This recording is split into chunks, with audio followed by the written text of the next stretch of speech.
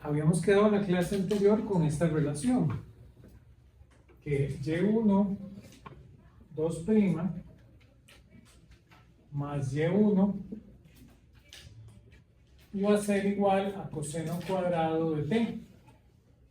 Y ahí aprovechábamos la identidad trigonométrica, que nos lo hacía de esta manera.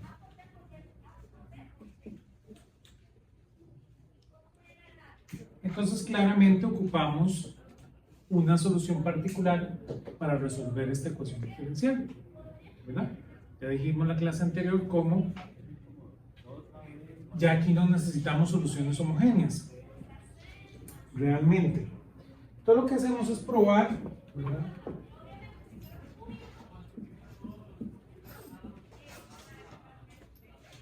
Con y1 igual a alfa del coseno de 2t más beta. Ya ese es el procedimiento usual, ¿se acuerdan? Entonces agarramos la fuente y la volvemos la primera solución de prueba. Y necesitamos encontrar alfa y beta, ¿verdad? Sustituyendo acá. Si hacemos la sustitución en la ecuación diferencial, obtenemos que menos 4 alfa coseno de 2t más alfa de coseno de t,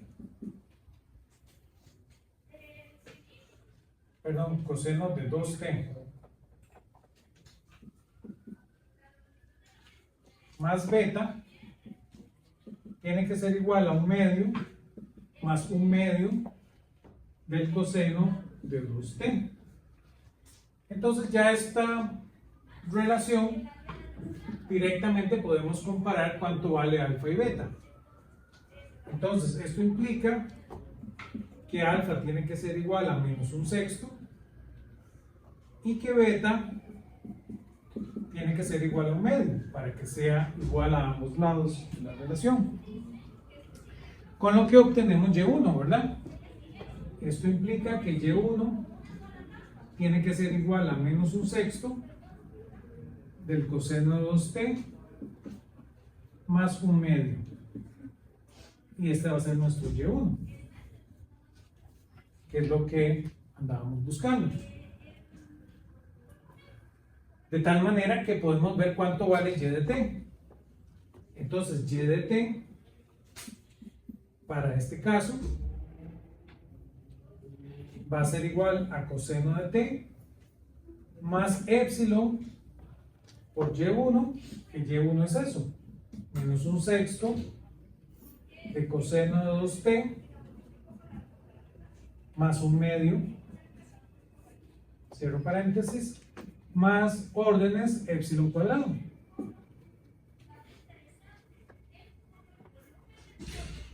Esto en términos de y. Aún lo podemos poner en términos de x, que es lo que les hace más sentido a ustedes. Esto es adimensional. Si les devolvemos las dimensiones, x de t minúscula va a ser igual entonces a coseno de omega 0t menos lambda a entre 6 veces omega sub 0 cuadrado, todo por coseno de 2 omega 0t menos 3 más órdenes, en este caso es lambda cuadrado, ¿verdad? Y así se vería la solución.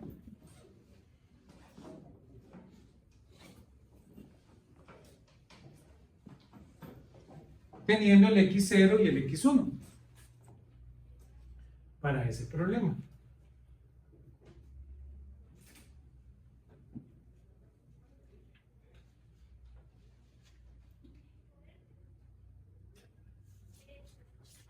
¿Todos de acuerdo? Van viendo que esto es una solución. Lo que habíamos hecho la clase anterior para el de aproximaciones sucesivas, ¿se acuerdan? Esas son aproximaciones. Esta es una solución para órdenes lambda cuadrado, ¿verdad? Entonces ya esto es más analítico que lo anterior. Ya tenemos más una idea de la realidad. Esto no solo nos permite ir conociendo la realidad, sino esto es, ¿verdad?, a orden lambda cuadrado, ¿verdad?, la solución del problema. Y así podemos continuar. Hay problemas que se necesitan lambda cuadrado, hay problemas que se necesitan lambda al cubo, hay problemas que se necesitan lambda a la 100, ¿verdad? No hay nada que nos lo prohíba, ¿verdad? Esto va generando la solución. Ese, por supuesto, es uno de los problemas recomendados. Vean, a esto le voy a llamar perturbaciones singulares.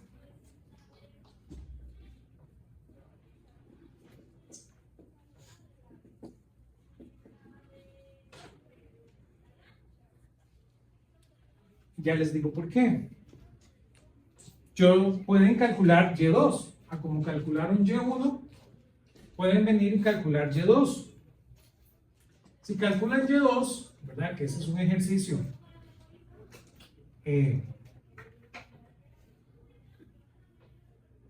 recomendado para este capítulo, les da esto.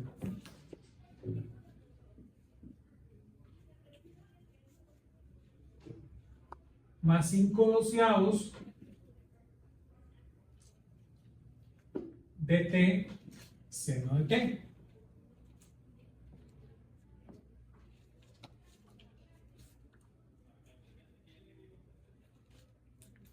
Esta solución tiene un problema. ¿Quién me dice cuál es el problema? ¿Verdad? Hasta ahorita yo les vendí la perfección.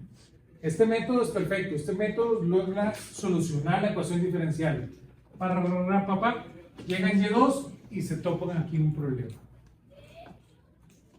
¿Por qué esto es un problema? ¿Quién me dice?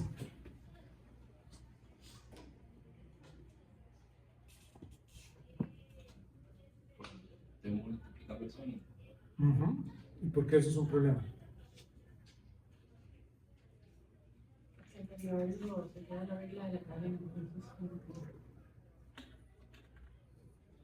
No, ese no es el problema.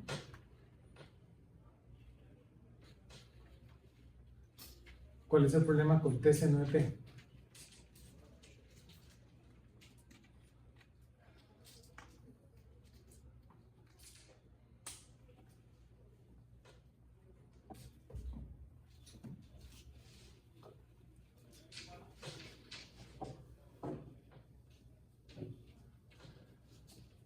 O no hay ningún problema, yo estoy de delicado.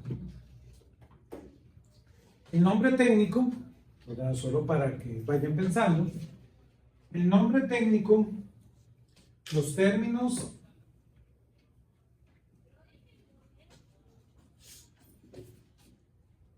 T seno de T se le llaman seculares.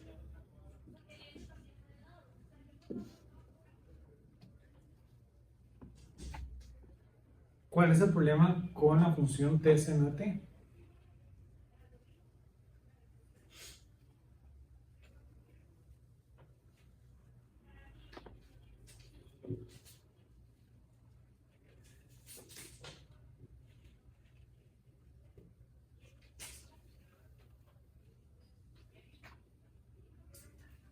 ¿O no hay ningún problema?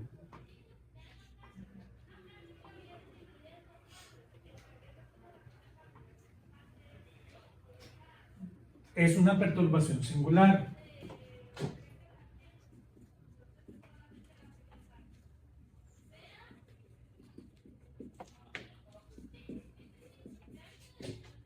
Lo cual quiere decir que crecen sin parar.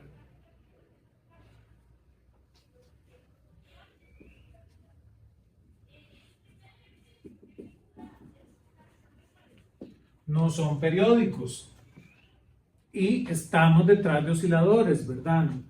Vamos a perder la oscilación. Entonces, T seno T es un término secular que representa una perturbación singular, pues crece sin parar y no es periódico.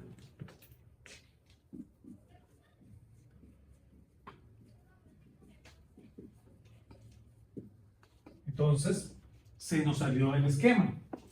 Por supuesto, eso se debe a que estamos cometiendo no es un error, pero estamos asumiendo algo que no podemos asumir, ¿verdad? Eso es parte de nuestro problema.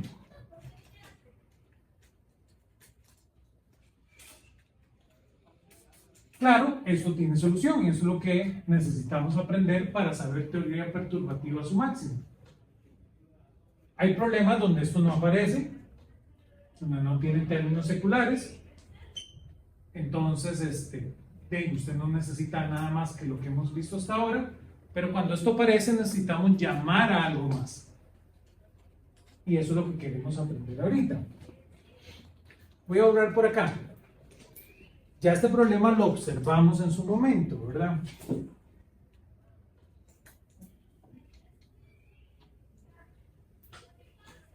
Claro, lo observamos mucho más rápido en el problema anterior, esos términos seculares.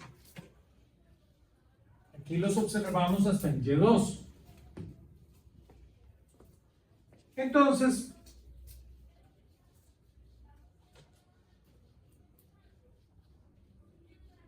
es decir, para este problema, si usted está en casos muy pequeños, donde epsilon es muy pequeño, donde lambda es muy pequeño, usted podría vivir sin saber cómo solucionar los términos singulares.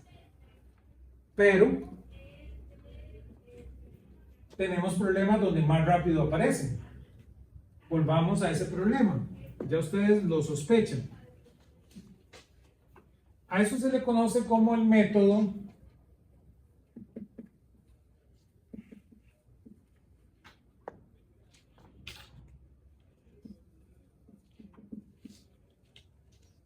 del Minster-Poincaré.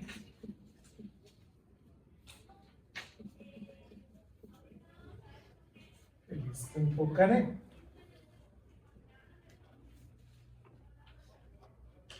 Con este método se eliminan los términos seculares. Eso es lo que hace este método.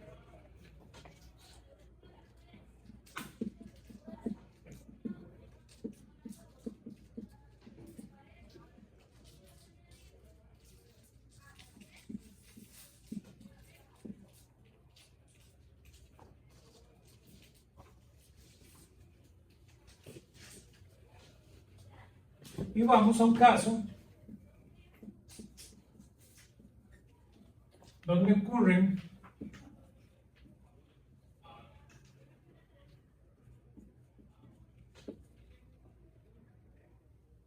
en el primer orden.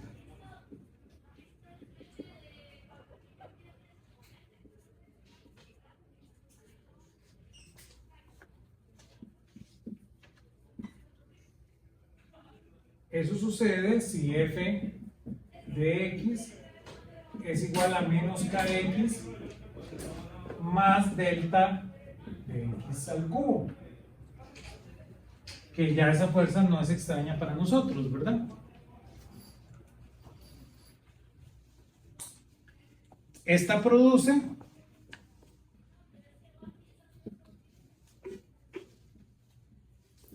la ecuación diferencial como m x punto punto más kx menos delta de x al cubo igual a 0.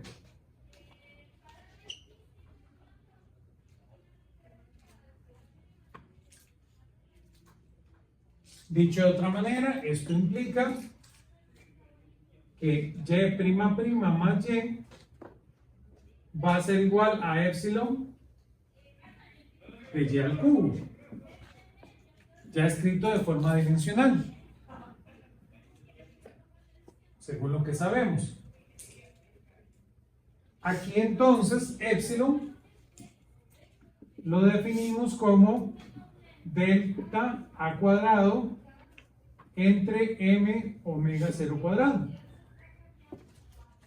Igual que antes, y' simplemente es de y de t cuadrado. Entonces ahora tenemos que resolver esto.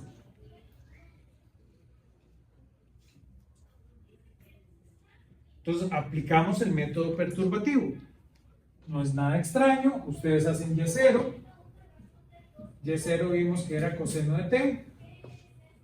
Y si aplican este y0, determinan que y1 es igual a un 32avo de 12 veces t seno de t menos coseno de 3t. Y aquí les aparece en y1 entonces el término secular. Entonces ya de una vez, de aquí de este problema no pueden saber mucho. Ya les quedó que no era periódico desde el puro inicio. Entonces, para este problema se vuelve mucho más necesario el mecanismo de remoción de términos seculares, que es lo que queremos aprender. Pueden entretenerse, ¿verdad? También es el otro problema recomendado para esta parte. Encuentran este y1. Lo que aprendimos la clase anterior, partan de aquí y encuentran este y1.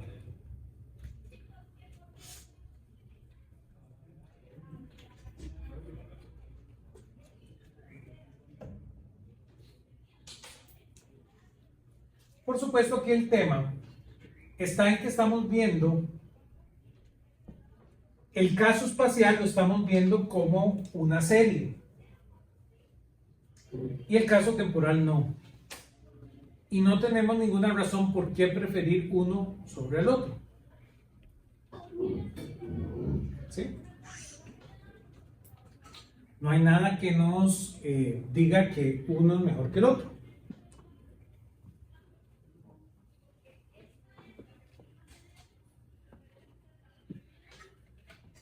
Entonces debimos haberlo hecho realmente para ambos, tanto para la parte espacial como para la parte temporal. Y esa es la idea que está detrás del método del Linstedt-Poincaré. Hacemos un cambio variable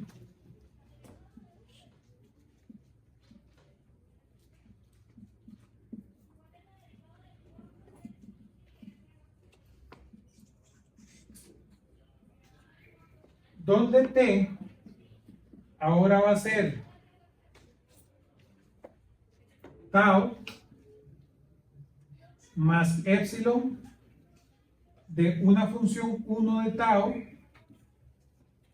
más epsilon al cuadrado de una función 2 de tau y así para adelante. Semejando lo que hicimos para y, ¿se acuerdan? Pero ahora lo estamos haciendo para t.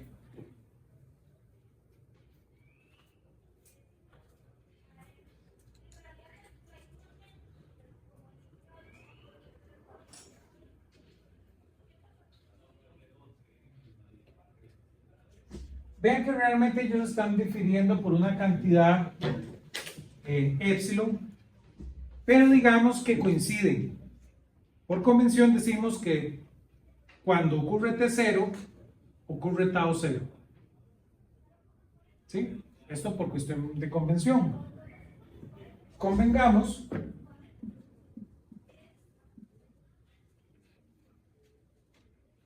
que T igual 0 cuando tau igual 0. ¿Verdad? Para que estén coordinados. Y ahora necesitamos, como es un cambio de variable, necesitamos esta en términos de tau.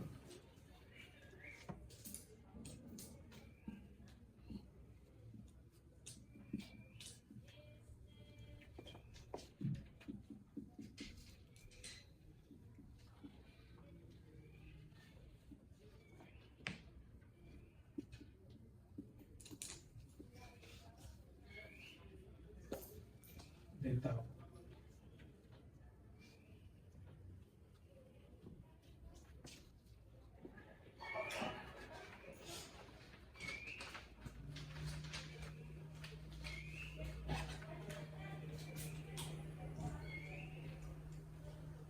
¿Todos conmigo?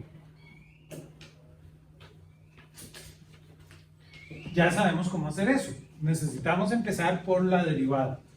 Entonces necesitamos esta derivada, volverla ahora una derivada en tau. Similar a como hicimos con T mayúscula, ¿sí? Entonces empecemos por ahí, vamos suavemente. Voy a borrar por acá para que este cálculo es grande.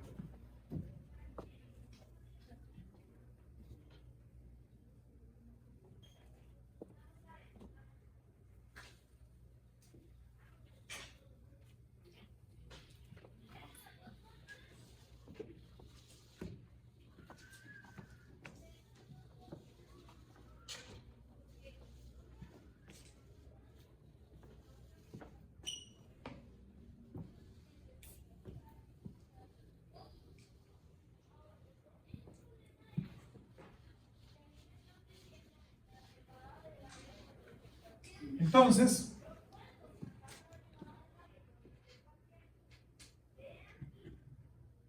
vemos cómo dy dt mayúscula es lo mismo que decir d tau entre dt mayúscula por dy por d tau. Eso por regla de la cadena. Es decir, esto es lo mismo que dt derivado respecto a tau a la menos 1 por dy de tau. Y esto ahora sí lo podemos calcular. Ese cálculo simplemente es 1 entre 1 más epsilon por F1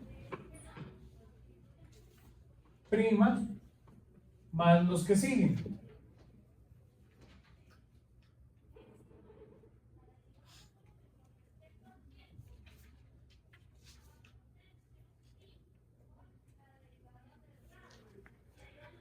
Por dy de tau. ¿Sí? Hasta ahí nada extraño.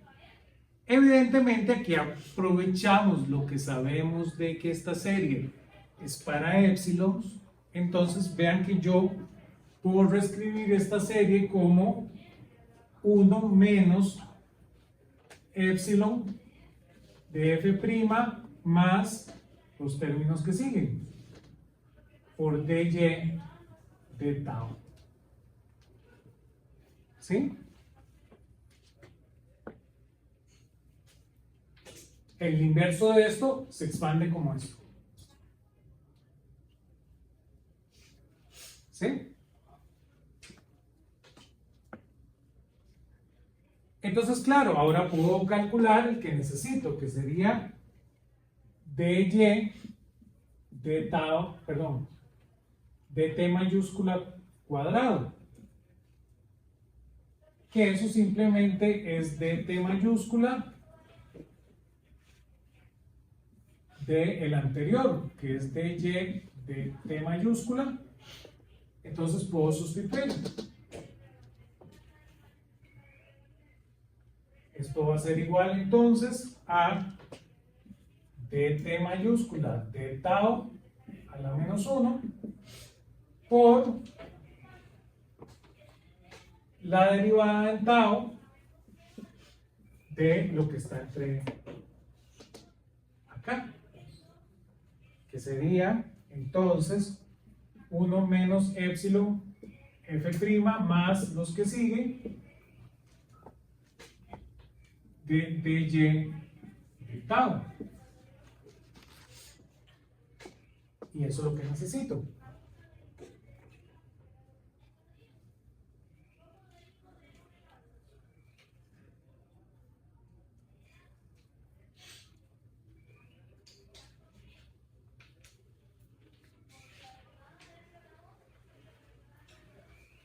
Entonces, si hago esto, esto me va a dar, creo que lo voy a hacer, esto va a ser igual entonces a 1 menos 2 veces epsilon F1'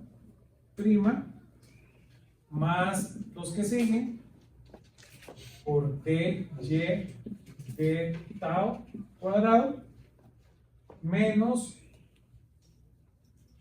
epsilon de F1' más los que siguen dy de tau.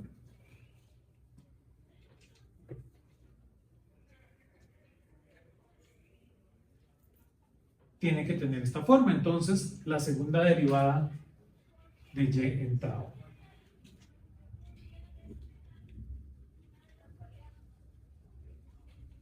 Entonces claramente ahora sí lo puedo sustituir en nuestra ecuación diferencial. Ya cuando tengo dy cuadrado con respecto a t mayúscula, que es esto ahora en tau, ya lo puedo sustituir. Entonces esto me va a dar, esto va a implicar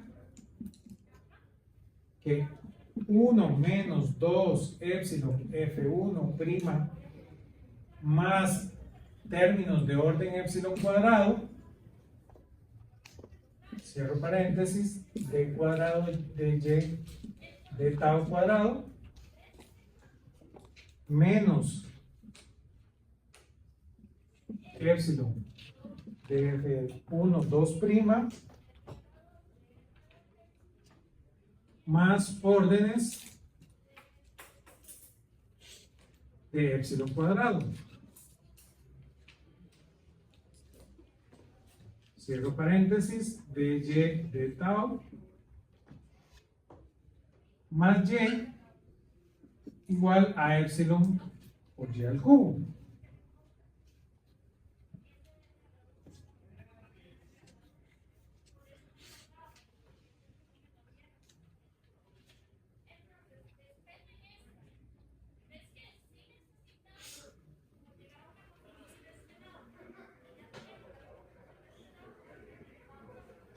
Todos conmigo hasta acá. Hasta acá no hemos hecho nada muy extraño, ¿verdad? Entonces realmente la ecuación diferencial que hay que resolver es esta.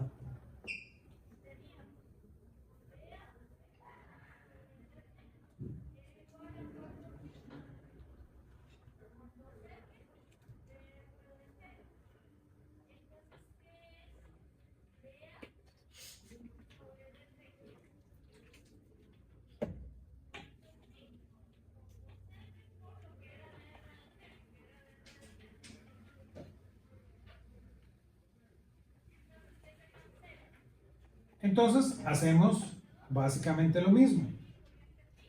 Usamos resolverla para y0. Entonces si la resolvemos para y0,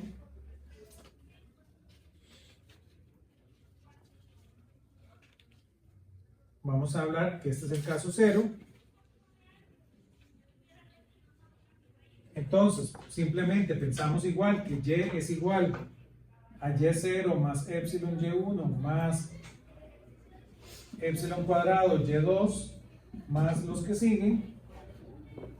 Yo termino con que de y de tau 0 más y0 tiene que ser igual a 0.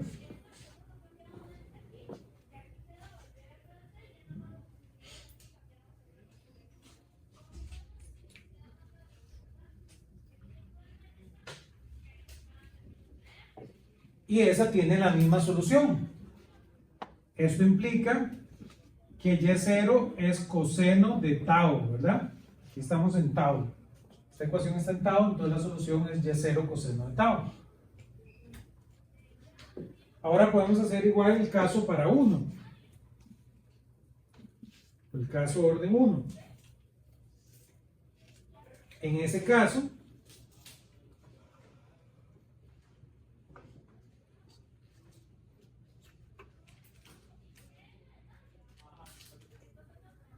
voy a tener que la segunda para y1 de d tau cuadrado más y1 tiene que ser igual a y0 al cubo más 2 veces f1' d cuadrado y0 con respecto a tau cuadrado más f1 2' por d y0 de tau. Y claro, como yo sé cuánto vale y0, puedo sustituir y0. Entonces, esto es lo mismo que coseno al cubo de tau menos 2 veces f1' coseno de tau menos f1 2' seno de tau.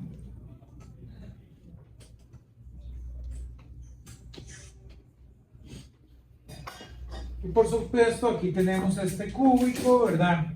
Ya sabemos que lo que tenemos que hacer es una identidad trigonométrica, ¿verdad? Si hacemos la identidad trigonométrica, esto va a ser igual entonces a que coseno al cubo de tau es lo mismo que 1/4 del coseno a la 3 tau más 3/4 del coseno de tau, ¿verdad? Entonces ahora sí, sustituimos esto de tal manera que tenemos la siguiente ecuación diferencial. Entonces esto implica que la derivada de y1 con respecto a tau cuadrado más y1 debe ser igual a 1/4 del coseno de 3 tau más 3/4 menos 2 f1'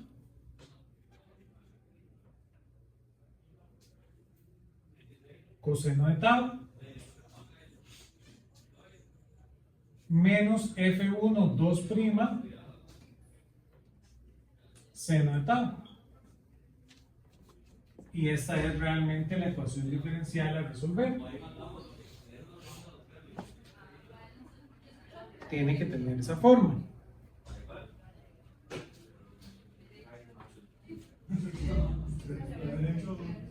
Claramente aquí es donde viene la belleza del asunto. Si no queremos términos seculares, como f1 es función de tau, ¿lo ven? f1, estos términos tienen que desaparecer si no quiero términos seculares. Entonces realmente, sí, 3/4 menos 2 f1' es igual a 0 y f1 2' es igual a 0, no hay términos seculares.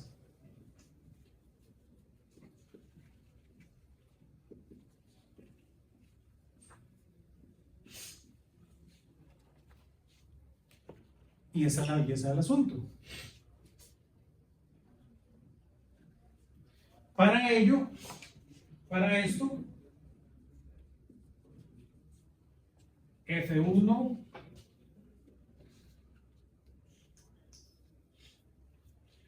prima tiene que ser igual a 3/8, ¿verdad? Y F1 2' tiene que ser 0.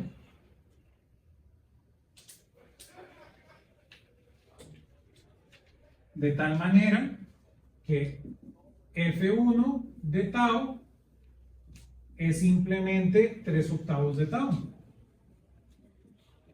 ¿Lo ven?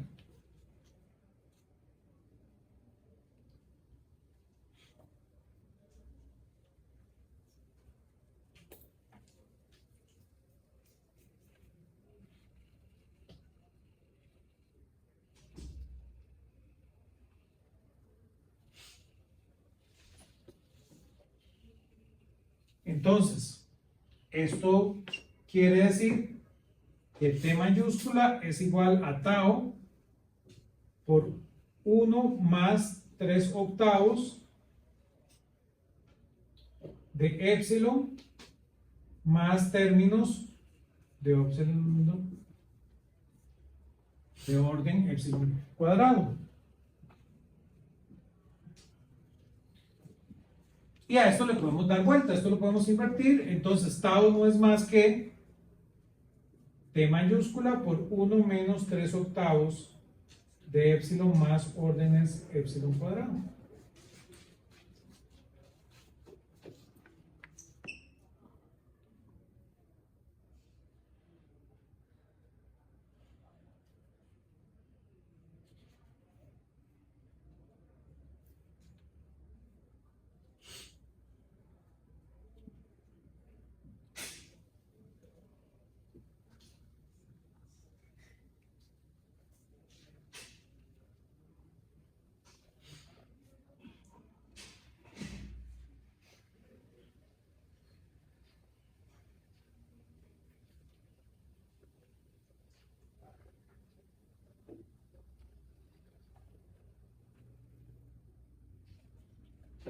Entonces nuestro y no le queda más que ser y igual a coseno de tau menos epsilon 32avos del coseno de 3t.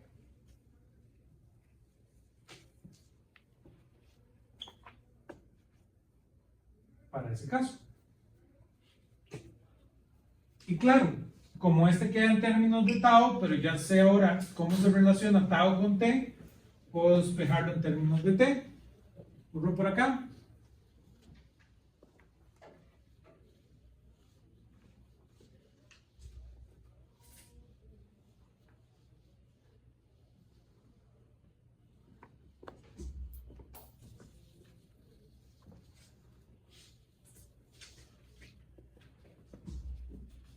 Porque entonces ahora nuestro y de t no es más que coseno, abro paréntesis, omega 0 de 1 menos 3/8 de epsilon por t, cierro paréntesis, menos epsilon 32avos del coseno, abro paréntesis, de 3 omega 0 de 1 menos 3/8 de epsilon por t, cierro paréntesis.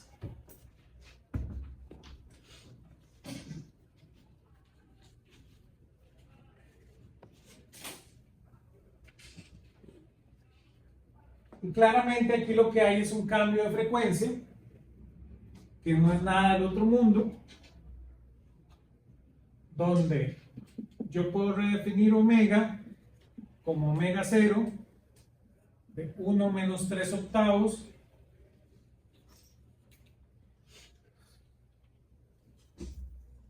1 menos 3/8 de epsilon. Entonces la solución final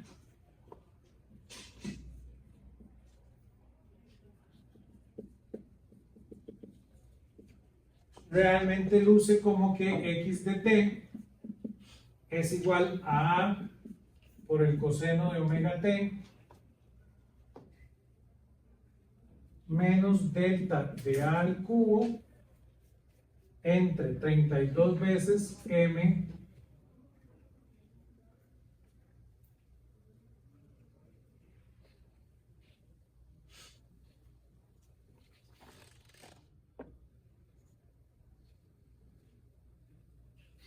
por omega 0 cuadrado por coseno de 3 omega t,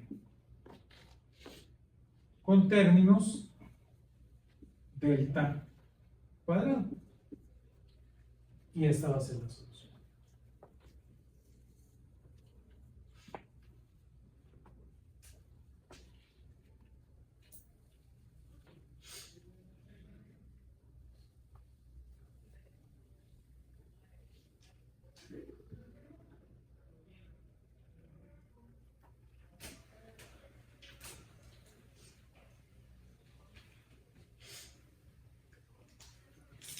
Y aquí está claramente cuál es el problema. Aquí podemos ver de dónde viene el término secular. Ya está la solución, ¿verdad? El problema es cuando uno se aferra a los términos omega 0, ¿verdad?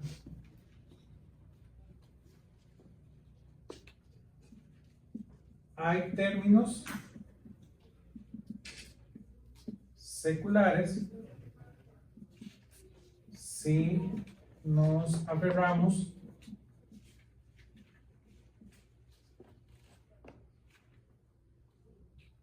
a omega 0, porque entonces en ese caso el coseno de omega t sería igual al coseno de omega 0 de 1 menos 3 octavos de epsilon por t.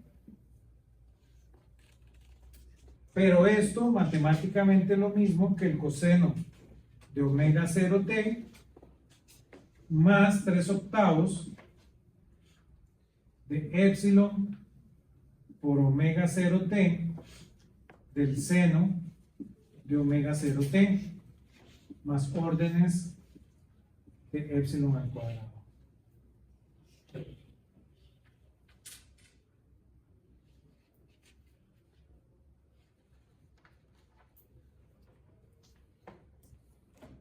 ¿Lo ven? Entonces, si nosotros nos seguimos aferrando a omega, que realmente, perdón, omega 0, que realmente viene de una expansión, nos empiezan a salir estos términos, que eso es un término secular. Pero como esto es la solución a la ecuación diferencial, no tenemos por qué tener que este omega 0 va a ser parte de la solución a la ecuación diferencial. Simplemente va a ser un número más ahí en la relación. Y por eso es que tenemos términos seculares. Pero el punto es que realmente aparece otra frecuencia que es omega.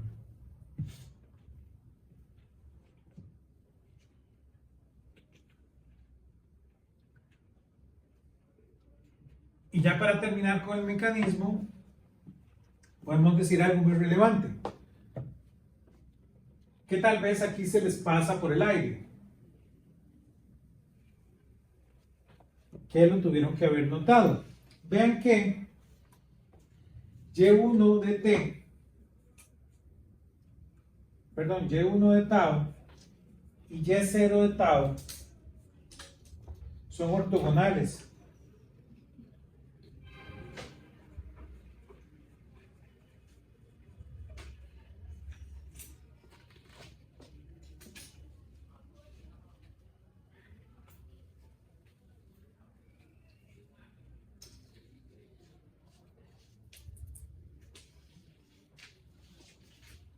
Esto pues, Y2' más Y por una fuente, realmente ocurre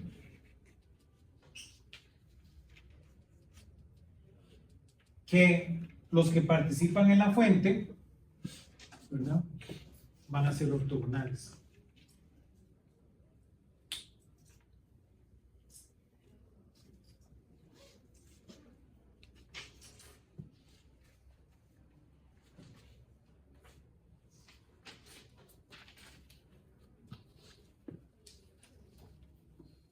Preguntas.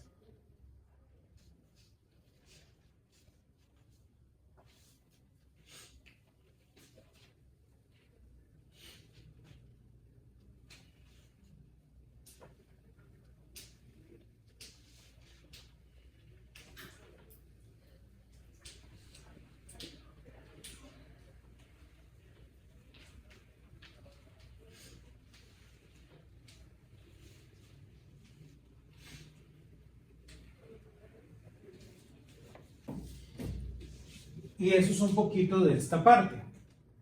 Vean que les quedan tres casos recomendados. Porque ahora yo les recomiendo que eliminen el término secular que encontramos. Para el caso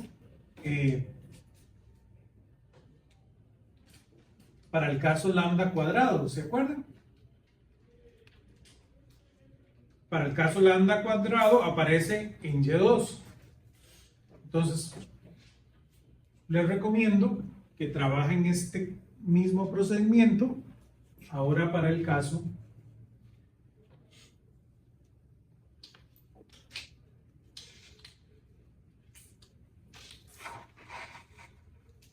de el lambda 2, ¿verdad? Que el término secular aparece en Y2.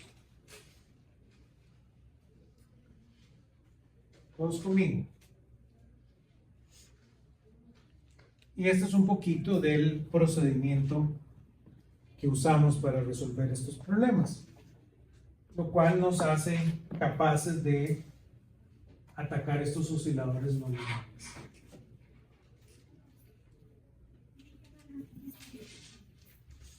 Cuando hablamos de no linealidad, hablamos un poquito del caos. ¿Se acuerdan? Entonces, tenemos que entrar ahí. Habíamos dicho que en la no linealidad teníamos ventanas de predicción y ventanas donde no podemos predecir. Entonces necesitamos avanzar un poquito más. Estos son no lineales, pero hasta aún no hemos caído en comportamiento verdaderamente caótico. Entonces necesitamos aprender un poquito de eso, ¿verdad? Que es lo que queremos ir introduciendo en este ratito.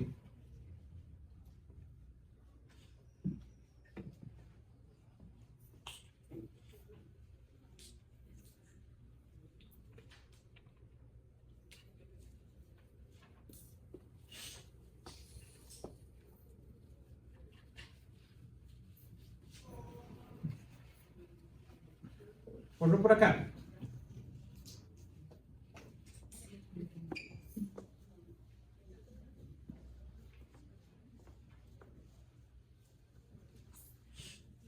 Entonces, dicho de una manera, algo puede ser no lineal, pero puede no presentar caos.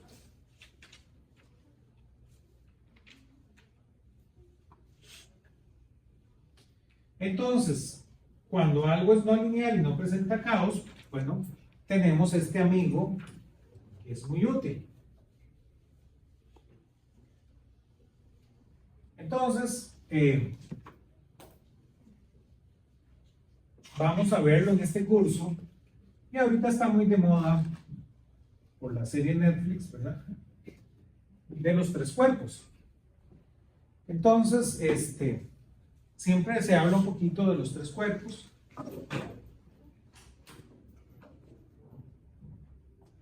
Y de ahí no se entiende por qué es que es interesante la idea de los tres cuerpos. A ustedes les dicen, bueno, es porque no tiene solución. Pero ¿qué significa no tener solución?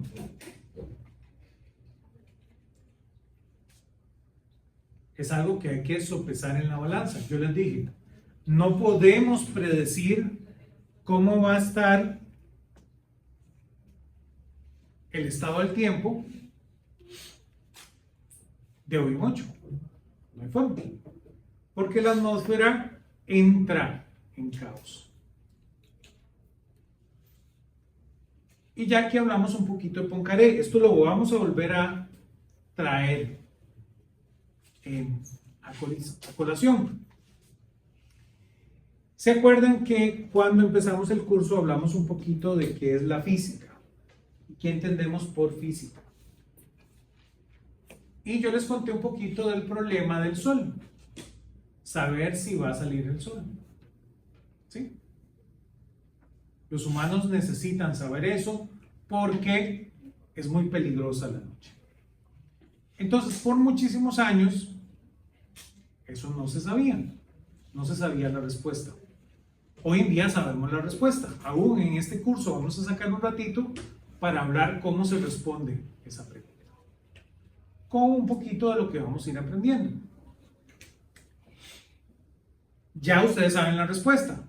No sabíamos porque es un sistema caótico. ¿Sí? Entonces, hoy en día sabemos la respuesta. La respuesta es muy sencilla, pero no se podía encontrar, porque nuevamente esto necesita mucho poder matemático. Entonces, este señor Poincaré, del cual acabamos de ver este mecanismo, este señor Poincaré encuentra la solución, pero no la puede calcular, cual es muy interesante. Hubo que esperarse hasta la llegada de las computadoras en los años 60 para que se pudiera calcular este resultado. Los historiadores de la ciencia hablan mucho de esto. La ciencia antes del año 60 era otra cosa totalmente distinta, porque no se había resuelto la pregunta más importante, y por eso ¿verdad? Por eso ser físico es tan prestigioso, porque ustedes no están resolviendo cualquier pregunta, ¿lo ven? Y sobre todo ahora que está el tema muy en boga de las universidades, lo que hacen los físicos es trascendental. Ustedes dirán, profesor, demuéstreme eso. Bueno, yo les puedo decir, se gasta mucho más dinero en la investigación en física que en la investigación, por ejemplo, en, no sé, en la cura contra el cáncer.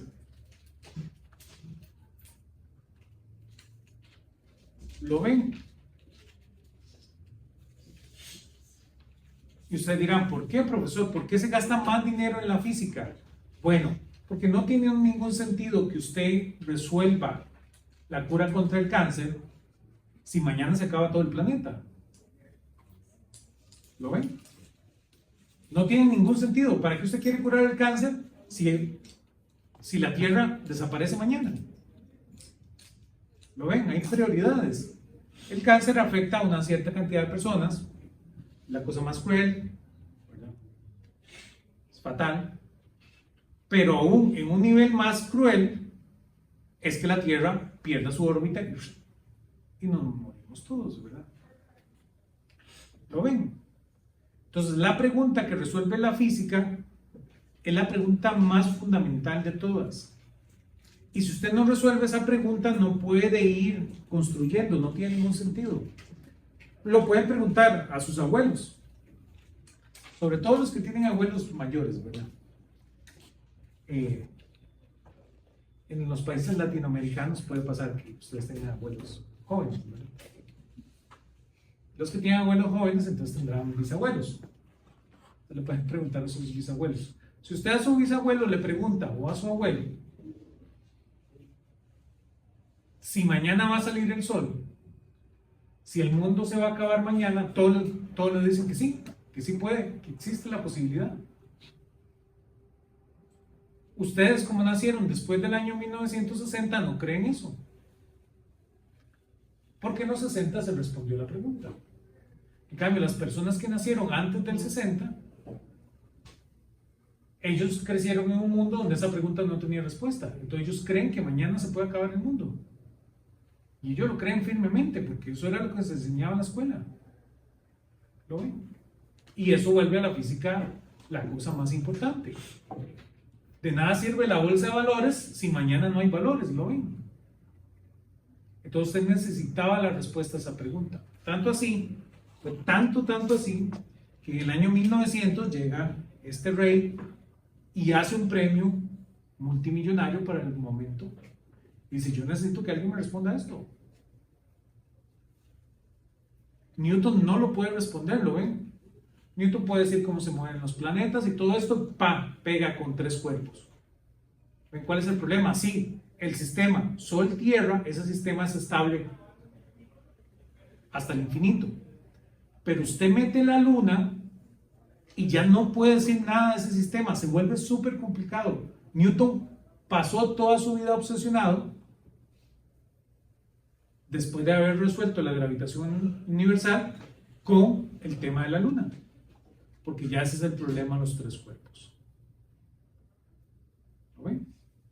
Y ya ahí ese problema no tiene solución. Hubo que esperar muchísimos años hasta ese año 1900, donde llega Poincaré y resuelve el problema. Poincaré se da cuenta que el sistema es no lineal, llega a la solución y dice, pero ahí no la puedo resolver. ¿Lo ven? Hace un par de términos de estos y no le alcanza. Él se da cuenta que el tamaño son para épsilon muy grandes. Entonces necesita muchos épsilons ahí para saber cuándo va a ocurrir. Es tanto así, es tan buena respuesta que le dan el premio a Poincaré. El rey se lo da y le dice, sí, usted al menos demostró que no se puede responder la pregunta. Entonces del año 1900 al 1960 fue aún más grave. ¿Lo ven? Porque todo el mundo decía, no vamos a poder responder la pregunta. Estamos fregados, nadie sabe si mañana. Hay mucha más incertidumbre de la que había antes del año 1900, ¿lo ven? Antes del año 1900 todo el mundo decía, sí, y va a llegar un físico muy carga, estamos gastando mucha plata en la física y nos va a responder la pregunta, ¿no? Hubo que esperar hasta el año 1960. En el año 1960, gracias a las computadoras, se puede resolver el problema. ¿Ustedes saben cuál es la respuesta?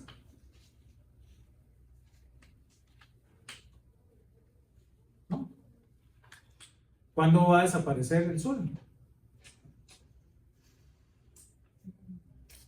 No sé, 5 millones es muy poquito.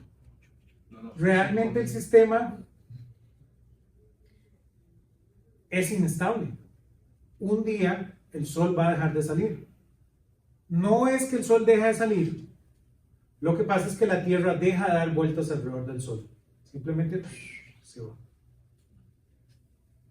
Pero visto desde la Tierra parece que el Sol deja de salir y nosotros ocupamos que el Sol salga, ¿verdad? Para que no tengamos problemas con los depredadores. Nos van a comer todos los tigres, ¿verdad? Todos los gatos. Entonces, la Tierra simplemente se va a escapar de la órbita. El sistema es inestable, que vamos a ver más adelante en el curso qué significa ser inestable. Lo que sucede es que usted necesita demasiados años para que eso ocurra.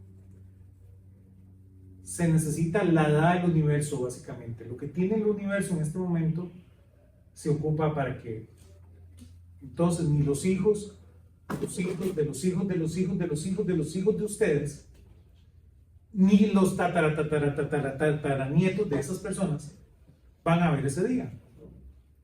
¿Lo ven? Entonces ahora todos vivimos tranquilos porque mañana, pasado mañana, cuando ustedes tengan 200 años, el Sol va a seguir saliendo.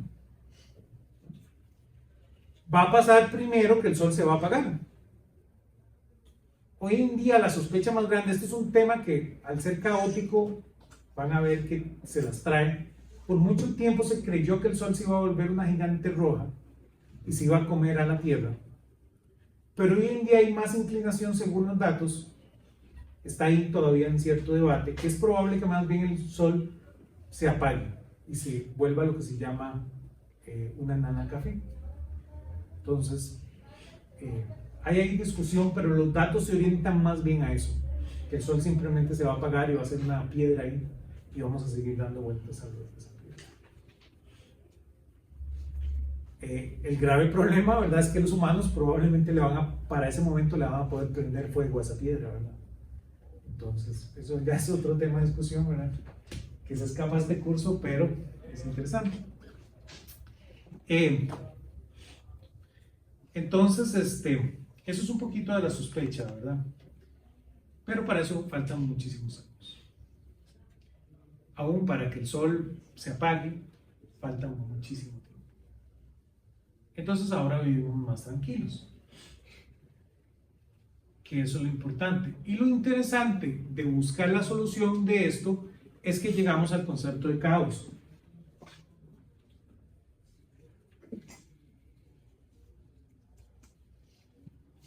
Se necesita no linealidad para tener caos.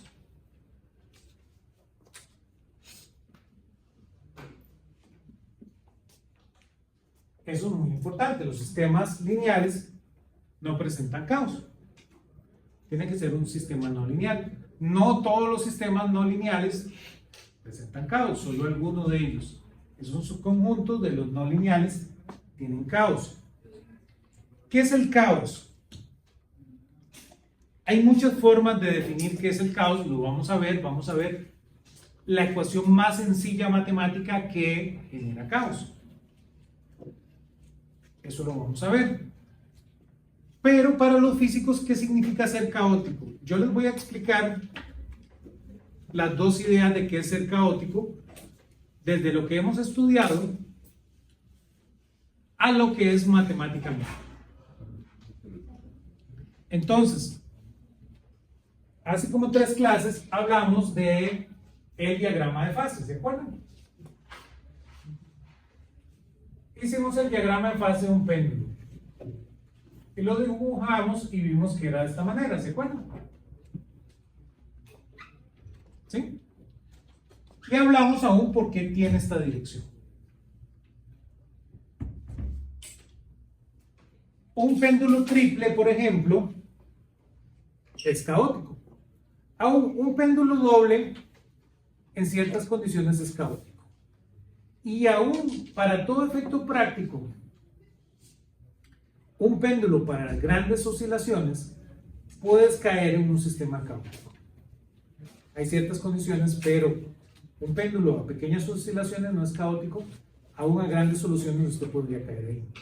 Un péndulo doble y ya uno triple, ¿verdad? Un péndulo doble es uno donde yo tengo aquí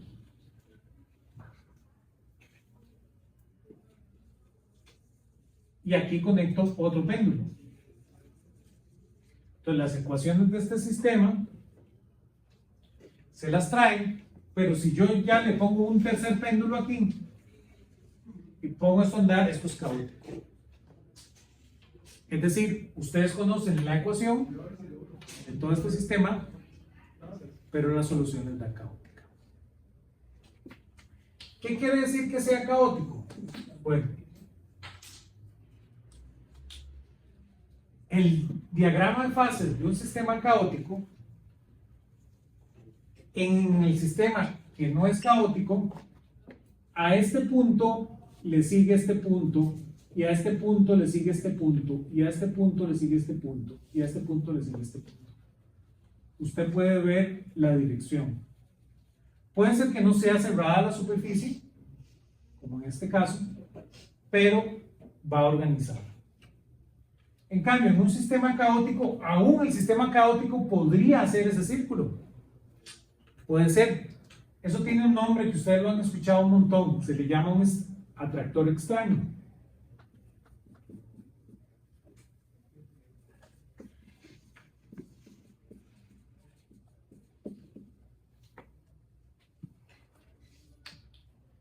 Eso ustedes lo han escuchado. Entonces, un atractor extraño genera en el diagrama de fase algo que puede parecer una superficie cerrada. Pero sucede que no es ordenada, ¿lo ven? Entonces, este punto de acá, el que le sigue cae acá, y el que le sigue cae acá, y el que le sigue cae acá, y el que le sigue cae por acá, y el que le sigue cae por acá, y el que le sigue cae por acá. Entonces, en los péndulos, ¿lo ven? Como los péndulos generan aquí un círculo, gracias a que está restringido su movimiento, usted puede ver en los péndulos este tipo de atractores extraños, donde pareciera que la superficie es cerrada, pero no. Realmente los puntos van en desorden. Y de lejos pareciera un círculo, pero aún el círculo no está completo. Esto es lo que se llama un atractor extraño. Y a estos diagramas de fase se les suelen llamar superficies de Poincaré. Por esa misma razón.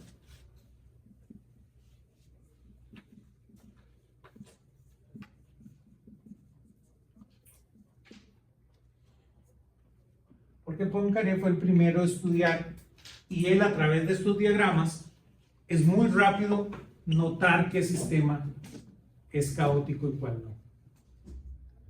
¿Lo ven? Y realmente porque los sistemas pueden tener muchas dimensiones, entonces usted los empieza a cortar. Entonces usted puede tener cortes de superficie de Poincaré.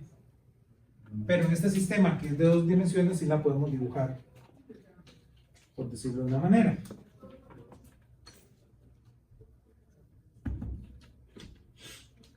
Algo que ustedes han escuchado mucho también es el concepto de fractal.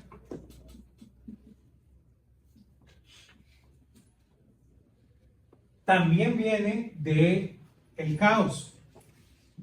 El caos presenta fractalidad. Y esta es una de las cosas más difíciles de entender visceralmente. Esto, que no es ordenado,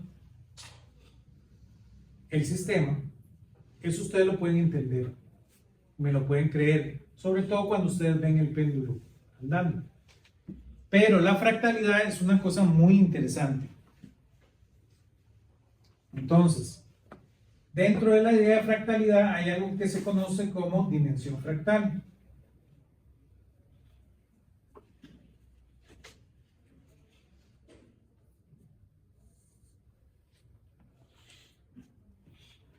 Lo que pasa es que la fractalidad se vuelve infinita. Entonces, necesitamos redefinir la idea de dimensiones cuando hablamos de fractalidad. Vamos a hacer el ejemplo más sencillo para ver fractalidad.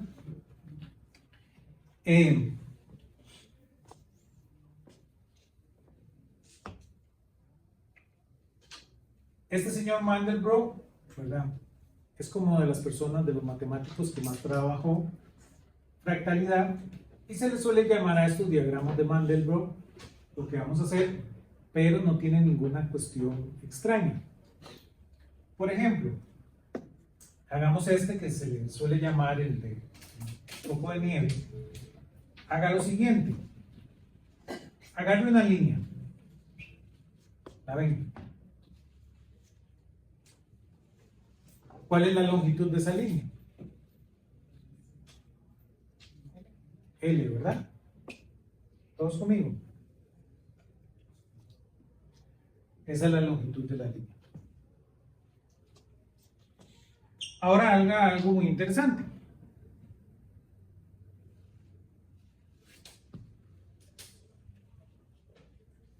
Agarre la línea y la parte en 3.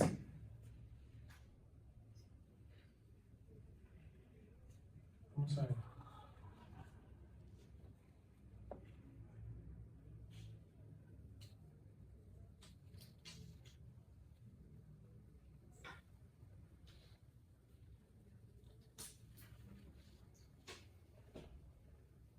Sí, ¿verdad? Agarre la línea y la parte en 3. Y ahora, aquí en estos dos que quedan, haga lo siguiente: remueva ese pedacito y ahora meta 2 pedacitos iguales.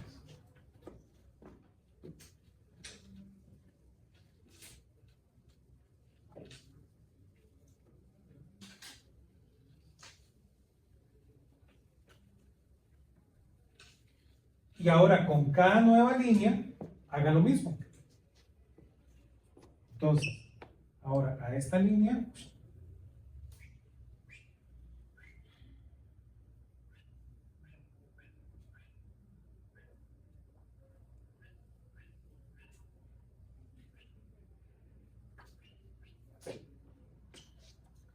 hace lo mismo. ¿Van viendo? Y ahora a cada línea que queda vuelve a hacer lo mismo.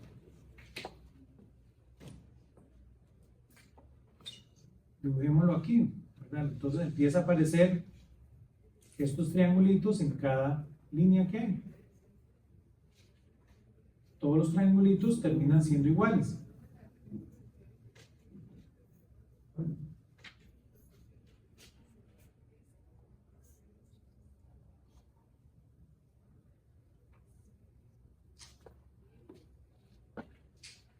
¿De qué tamaño termina siendo ese objeto?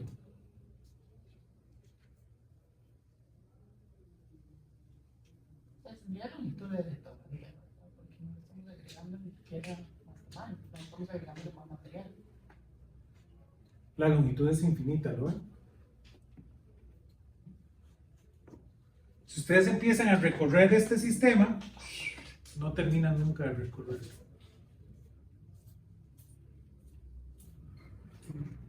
Pueden ver esta otra forma, ¿verdad? Que es estos se llaman árboles. Empiécelo ahora en vertical. Agarran aquí la línea. Entonces ahora parte la línea en 3.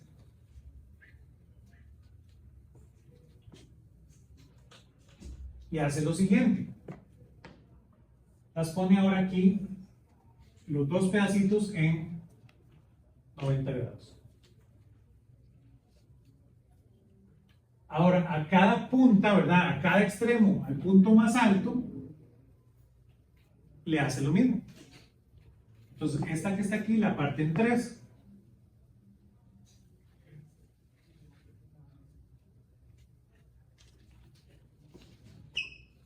Ahora igual, a las más altas le hace lo mismo.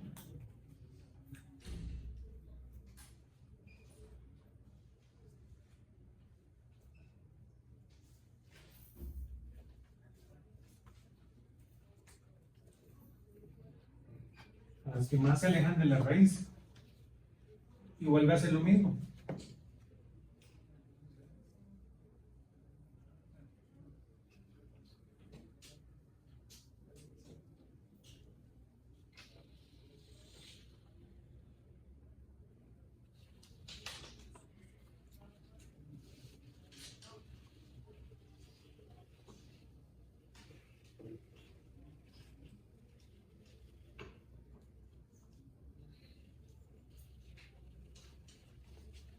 Y esto genera un árbol, ¿no?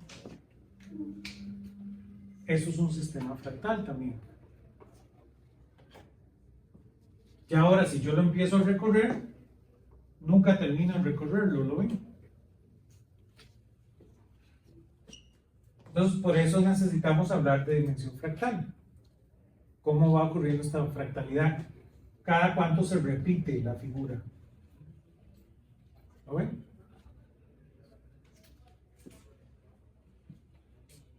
Los sistemas caóticos son fractales y eso se vuelve muy interesante.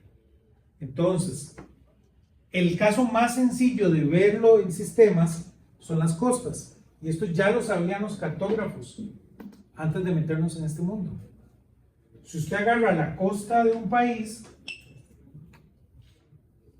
y va a una playa, la forma de la costa está contenida en esa playa. Entonces, lo cual se vuelve interesante. Usted lo puede medir para Inglaterra.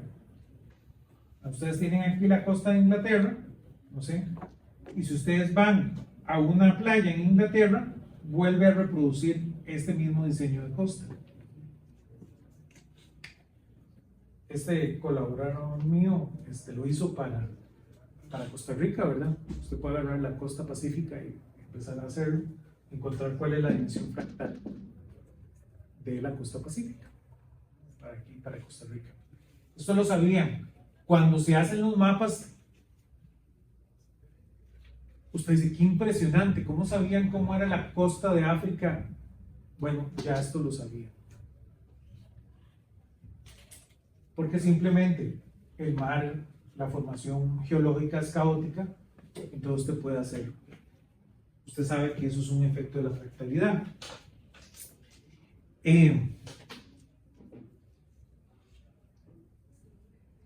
Lo cual se vuelve muy interesante y es muy útil, porque hay momentos cuando usted se va en la fractalidad, vuelven a aparecer ventanas de predicción. Entonces hay momentos donde el sistema viene y no es caótico y después viene el caos. Pero dentro de ese caos, por una cuestión de fractalidad, vuelve a haber momentos de predicción. Y aquí voy a decir lo más, ¿verdad? ¿Se acuerdan?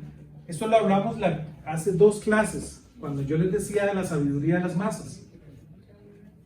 Entonces, cuando ustedes son jóvenes y ya llevaron física 1 y después llevan física 2 y viene su abuelo y les habla de las pintas, usted dice, abuelo más bateador. Yo soy un científico que me he sudado la frente para llegar y pasar física 2 con, no sé quién da física 2. Y este abuelo mío, que no sabe nada de física, viene y dice, ay, las pintas. ¿Saben de qué les estoy hablando? Vayan y hablan con su abuelo. Les pregunta.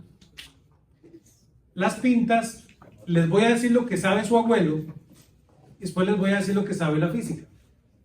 Las pintas es la idea que el 1 de enero, usted ve cuál es la climatología del 1 de enero, y después usted sabe cómo va a estar todo enero, ¿verdad?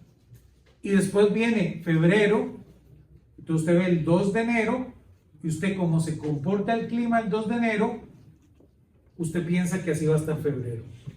Entonces llega el 9 de enero y su abuelo dice, ay, llovió mucho hoy el 9 de enero. Ah, va a ser un septiembre muy lluvioso. ¿Sí? Y ustedes dicen, después de llevar física 2, qué pedo. Mi abuelo, ¿verdad? Ah, ¿verdad? Otra vez los físicos, por arrogantes, están descartando conocimiento muy importante. Yo les conté que la atmósfera es el sistema caótico por excelencia. Entonces sí, la atmósfera es fractal y tiene esta información contenida. Y usted la puede extraer de ver la climatología de un país. Claro, no coincide el 1 de enero. Ahí es donde sí está bateando el abuelo suyo, ¿verdad? Pero aún el Instituto Meteorológico hace esto. El Instituto Meteorológico estudia los años de lluvia, encuentra la dimensión fractal y puede predecir ciertos momentos de la climatología a partir de esta dimensión fractal. ¿Lo ven? ¿Qué es lo que sucede? Bueno, no es extraño que coincida con el año que se le suele llamar tropical. No es por el trópico, sino es por las estaciones.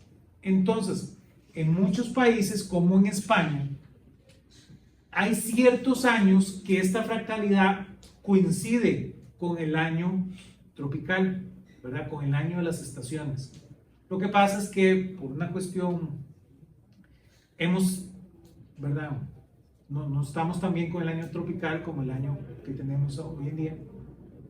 Pero entonces eso hace que cada ciertos años, usualmente, hasta donde yo no soy meteorólogo, ¿verdad?, experto en este tema, pero aún es mi entendimiento que cada 7 años logran coincidir estos datos. Y entonces, para países como España, donde viene esa tradición hasta acá, sí, en enero se puede empezar a ver la fractalidad de cómo va a estar el año. Entonces su abuelo no es un gran bateador, nada más no sabe de física, pero él sabe lo que ocurre en la atmósfera, lo cual es muy interesante. ¿Cómo sabían? Como les cuento, los que dibujaban los mapas, de ahí de donde viene ese conocimiento. También el oleaje, usted lo puede, tiene momentos de fractalidad, entonces los pescadores pueden saber olas que Ustedes no saben qué va a ocurrir, aunque estén midiendo ahí las olas, lo cual también es una información muy interesante. Esto también ocurre en la bolsa de valores, ¿se acuerdan? Yo les conté de este físico que dijo que se iba a hacer millonario. Bueno, esto ocurre en la bolsa de valores. Usted puede encontrar la fractalidad en la bolsa de valores y saber cuándo van a subir acciones por cómo se comporta la bolsa globalmente. Entonces, esto es información que está ahí. Es igual cuando su abuelo compra lotería, ¿verdad? Usted puede en la lotería, aunque es un sistema caótico, empezar a rastrear información ahí. Simplemente porque todos conmigo. Vamos a ver, y creo que ya por una cuestión de tiempo es donde empezamos la siguiente clase. Vamos a ver el caso más sencillo. A esos casos se les llaman mapas. Entonces, los matemáticos le llaman mapa a una ecuación muy especial, que tiene alguna particularidad muy especial. Tradicionalmente se le suelen llamar a funciones discretas, porque la matemática, porque viene de esta tradición geométrica, es muy usual terminar con funciones discretas. Entonces, usualmente cuando hablamos de mapas, hablamos de un caso discreto. Entonces, vamos a ver la ecuación que se le conoce como el mapa logístico.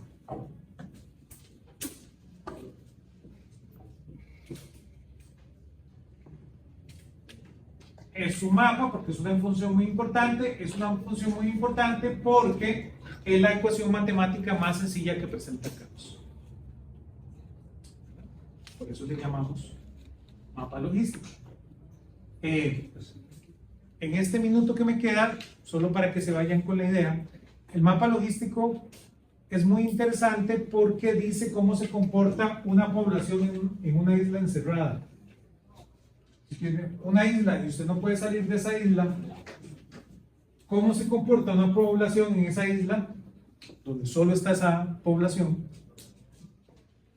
Se explica a partir del mapa logístico. Entonces el mapa logístico tiene mucha aplicación en la biología y los biólogos estuvieron o están muy interesados en esa temática. Hay versiones donde ya puedes meter más animales y estudiar. Entonces la gente a veces siempre se dice, ¿verdad? Cuando usted dibuja a las poblaciones, que hay un momento en que la población llega a niveles muy altos y después se extingue, ¿verdad? Entonces, que la población aumente no es bueno, entonces la gente se asusta, pero nuevamente, ¿verdad? Es por no entender bien la ecuación.